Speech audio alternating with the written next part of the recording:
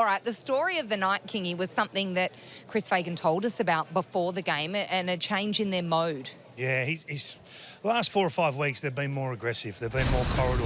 You can remember Brisbane just chipping the ball around half-back and waiting for that opportunity to go forward. Well, they don't wait anymore. They just go. They just lift their eyes. Zorko takes 1 to 2 steps and it's gone. Look at this here. This is quick.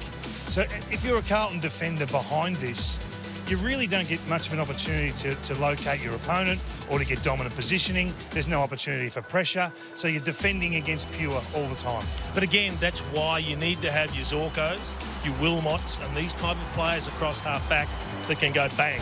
They can take off, they can turn, hit that 45 kick, and all of a sudden you're defending 1 minute, next minute you're attacking. So Ainsworth, the injury to Ainsworth, it changes the mix down there now. It does, because he was their great stopper, wasn't he? A really good stopper of a dangerous forward. Mind you, he'd take intercepts and he'd still attack when he got the opportunity, but it will cause a little bit of a reshuffle, but I've got the feeling they've got the depth to cover that, Kingy. There's so much talent in this squad. It was pretty stark tonight, the difference between the two sides, and obviously they're at really different points of their development, but Carlton's inability to get the ball outside cleanly, and then Brisbane, who were just so magnificent in that area, getting it from outside to in. Yeah, so here they get their hands on the ball and they get the ball to the outside. Now that is, if that was Brisbane, they're out and gone. Brisbane closed space immediately, so now they're back into traffic, looking to get it to corridor. Smother comes, numbers arrive, Brisbane go whoosh. Now watch Brisbane get the ball from inside to out. Same sort of handball, and then the numbers arrive and they go. So it was a big battle tonight of inside to out, repeated 100 times. It's also that ability to handle the pressure. Yeah. So the pressure brought Carlton undone. There'd be a missed kick, a handball that didn't quite find the target, ended up getting fumbled. Brisbane go bang, bang, bang. All of a sudden they're out. They just handled it well. One guy who was right in the middle of it all was the captain of Carlton, Patrick Cripps. 26 disposals, 1 goal, 2. He was a bit wayward in front of goal, but Jace, he tried. He absolutely tried tonight. He was the best of the Blues. He led from the front. I mean, it was hard yards out there, and they needed him in amongst everything.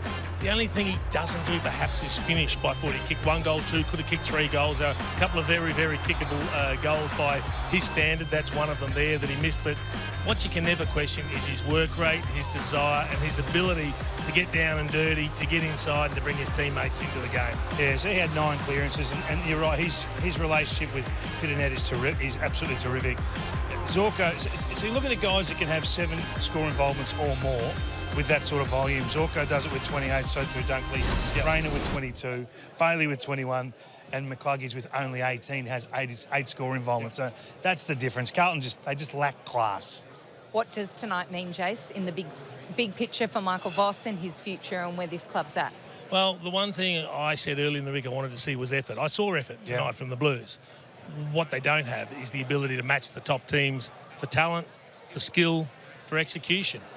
So they've got a lot of list management to do, I think, Kingy. Others might disagree. Others might think that there's a list there that can do better.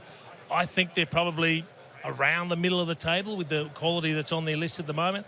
I think they need some key users of the football big time. Probably number 1 priority is 3 or 4 players that can really kick the ball well, would turn things around big time, I think. And mind you, there's 4 or 5 injuries that are out that would make a difference to the way they play as well.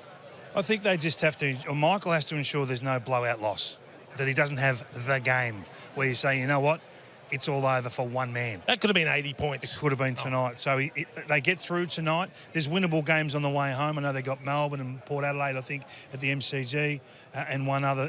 There you go. There's their run there. They got some sticky ones in there, of course. But what he has to do is ensure that it's a discussion for different departments, not just himself in the run home. A recruiting discussion, a fitness discussion. They just don't have the run. And now, is that the player? Is it the program? I'm not sure. Obviously, they're going to have to tinker with method in the off-season, but that's not something they're going to be able to change in the next 6 weeks. So that's an off-season issue as well. So he needs to make sure that they can spread it across 4 or 5 departments, not just Michael. So is it a matter of maybe the group that Vossi had, taking them to a prelim final, etc., was as far as he could get with this group, and it's more of a list issue for them to do? Quite possibly. I mean, they're the decisions they will make. Then when they sit down at the end of the year, they'll have all the relevant information that they need. Graham Wright and his trusted advisors will look at the key posts in all the different divisions, and they'll sit there and say, is that the right person? They'll then look at the list and say, what do we need to do there? And they'll make some decisions, Kingy. How long does making a prelim buy you as a coach, Jace? It's a good question, isn't it? I think it depends on what direction you go off the back of that prelim. Now, they made finals again, didn't they, last year, but then went out unceremoniously very early on. So They were injured. they were. Yep. You've had 2 final series in a row. I don't think you throw the coach straight out. But maybe it means there's got to be a different support network around it. Yep. Maybe it means you've got to do some serious management of the list, some serious renovating of the playing list to give Assistant better coaches? resources. These are all the questions that they will ask themselves, and then they will answer based on what they think they need to move forward. Kingy, you've been excellent tonight. Thank you, Sarah. Jason, I hope you got your votes right tonight. Sounds like you did. The bloke that got the medal got my 3, so I'm relieved more than anything because it could have gone to 8 people. Did he get it because of your 3? Is what I hope so. will- I hope so. First crack, we'll dive into that on Sunday night. You should do that. Kingy, looking forward to seeing you across the weekend on Fox Footy. We will let you go and we will bring in David Zeta. right So off. King out, Zeta in, because Zeets, as we discussed with Josh Dunkley, a really big unfortunate injury for the Brisbane Lions with Noah Answorth. There was a glimmer of hope when they said ankle initially, but then they clarified pretty quickly. You were onto this, Jonesy, as someone who's had that Achilles injury, the exact same mechanism. They knew pretty quickly that this was an Achilles, and his season's over, and he's accepted that as well. So he's accepted his fate. A pretty devastating blow for the Lions. They've been relatively good on the injury front, but you just saw the incident here, and everyone's... turned around was exactly. the giveaway, I think. Everyone's thought immediately went to Achilles.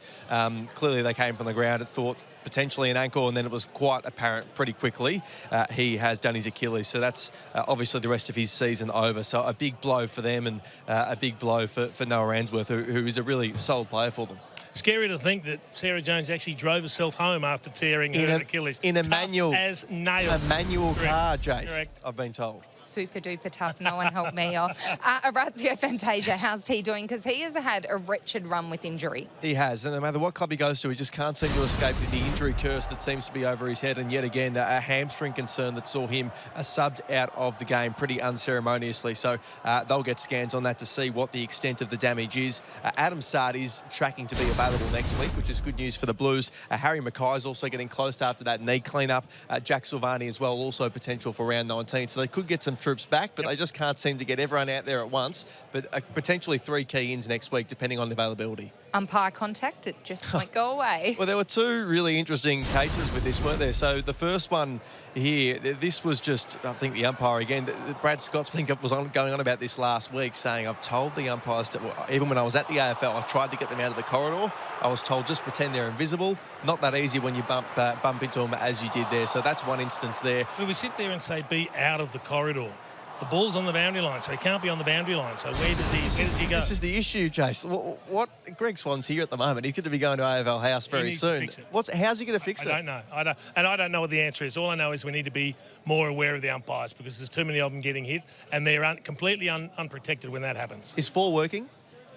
Well, I don't know. Is that the answer? I don't know. But hopefully there are people that will work this out because we have to fix it. We can't keep having umpires getting bowled over. Now, this is really minor. He's just standing in the wrong place, Ashcroft. And he's got a foot out. But the umpire trips over because you've got to leave a clear path for the umpire to back after he throws the ball. And they know this. The league has told the players this is what you need to be aware of. And if you're not, you know where they are when they ball the ball up.